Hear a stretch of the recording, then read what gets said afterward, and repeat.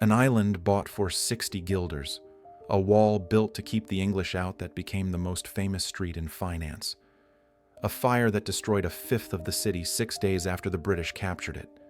Draft riots so violent the army turned cannons on its own streets. A single island where 12 million people entered a new life, and towers that collapsed in 10 seconds and changed the world. This is New York, a city that has been destroyed and rebuilt so many times that reinvention became its identity. For at least 3,000 years before any European arrived, the island, the Lenape, called Mannahatta, was home to a thriving people. The Lenape hunted deer and wild turkey across forested hills, harvested foot-long oysters from the harbor, and grew corn, beans, and squash in cleared fields. They numbered perhaps 15,000 across the region, living in bark-covered longhouses connected by an extensive network of trails, many of which would one day become the avenues and roads of modern New York. In 1524, Lenape, paddling canoes in the harbor, met Giovanni da Verrazzano, the first European to enter New York Bay. He called it New Angoulême and sailed away. 85 years later, in 1609, Henry Hudson sailed up the river that now bears his name, working for the Dutch East India Company. He was looking for a route to Asia. He found something else entirely. In 1624, the Dutch West India Company sent the first permanent settlers to the southern tip of Manhattan and built Fort Amsterdam. 2 years later, Director Peter Minuit arranged to acquire the island from the Lenape for trade goods valued at 60 guilders, roughly equivalent to $1,000 today. The Lenape almost certainly understood this as an agreement to share the land. The Dutch understood it as a purchase. That misunderstanding would cost the Lenape everything. New Amsterdam grew into a rough, chaotic little trading post of maybe 1,500 people speaking 18 different languages. In 1653, the Dutch built a defensive wall across the northern edge of their settlement to keep the English out. That wall gave its name to Wall Street. In 1664, 4 English warships sailed into the harbor. The governor, Peter Stuyvesant, wanted to fight, but his people refused. New Amsterdam surrendered without a shot. The English renamed it New York after the Duke of York. The Dutch street names disappeared. The Dutch tolerance for diversity did not. Under British rule, New York grew steadily into a major colonial port. By the 1770s, it had 25,000 inhabitants and was the second largest city in British North America after Philadelphia. Ships packed the harbor. Merchants built elegant townhouses. Slavery was widespread. By 1740, 1 in 5 New Yorkers was enslaved. But the city was also restless. When Parliament imposed the Stamp Act in 1765, New York's Sons of Liberty were among the most radical in the colonies. Tensions exploded in January 1770 when British soldiers and colonists fought running battles around a liberty pole on the Common, the so-called Battle of Golden Hill, weeks before the more famous Boston Massacre. By 1776, revolution had come. In the summer of 1776, the British sent the largest expeditionary force in their history, over 30,000 troops and 400 ships, to capture New York. Washington's army was overwhelmed at the Battle of Long Island in August and forced to retreat from Manhattan. The city fell on September 15th. 6 days later, a massive fire broke out and destroyed a fifth of the city. Alarm bells had been removed. Fire equipment was sabotaged. No one was ever charged. But Washington wrote that Providence, or some good, honest fellow, had done more for the Americans than they were disposed to do for themselves. New York remained under British occupation for the entire war, 7 years. It was the last city the British left on November 25th, 1783. Washington rode triumphantly into the city that same day.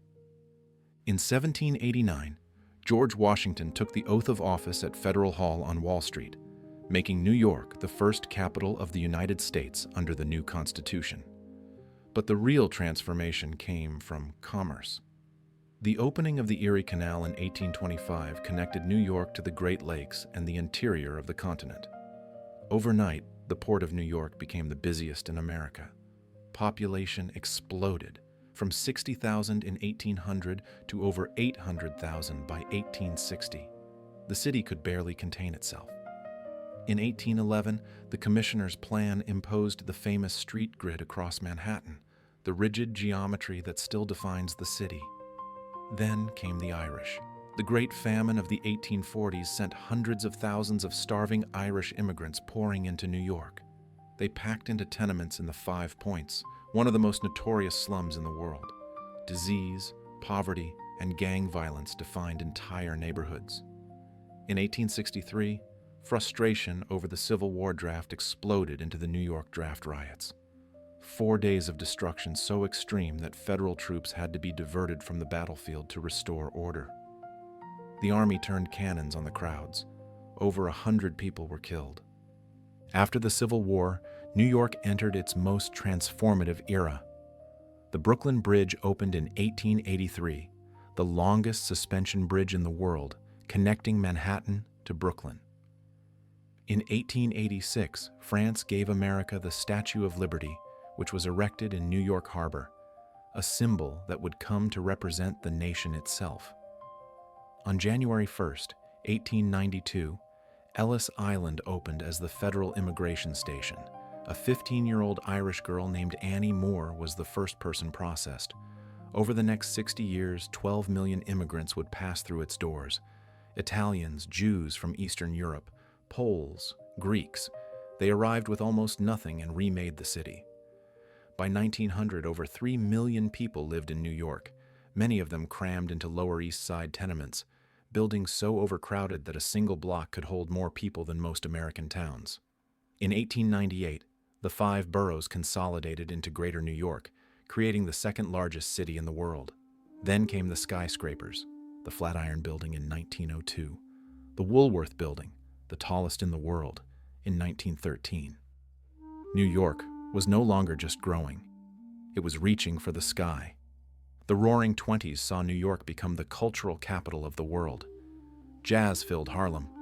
The Empire State Building rose in just 14 months, completed in 1931 at the height of the Great Depression, the tallest building on Earth for nearly 40 years. But the city that had always reinvented itself would be tested again. By the 1970s, New York was nearly bankrupt. Crime surged. Entire neighborhoods were abandoned. The famous Daily News headline captured the mood: Ford to city, drop dead. The city survived. Wall Street boomed in the 1980s. Times Square was transformed in the 1990s. Population climbed past 8 million. Then came September 11th, 2001. 2 hijacked planes struck the Twin Towers of the World Trade Center. Nearly 3,000 people were killed. Each tower collapsed in about 10 seconds. The skyline that defined the 20th century was gone, but New York rebuilt. One World Trade Center now stands where the towers fell, the tallest building in the Western Hemisphere. More than 8 million people still crowd into 5 boroughs, and over 200 languages are spoken on the streets. The city that started as a Dutch trading post on the edge of a wilderness is still doing what it has always done, absorbing the world and turning it into something new.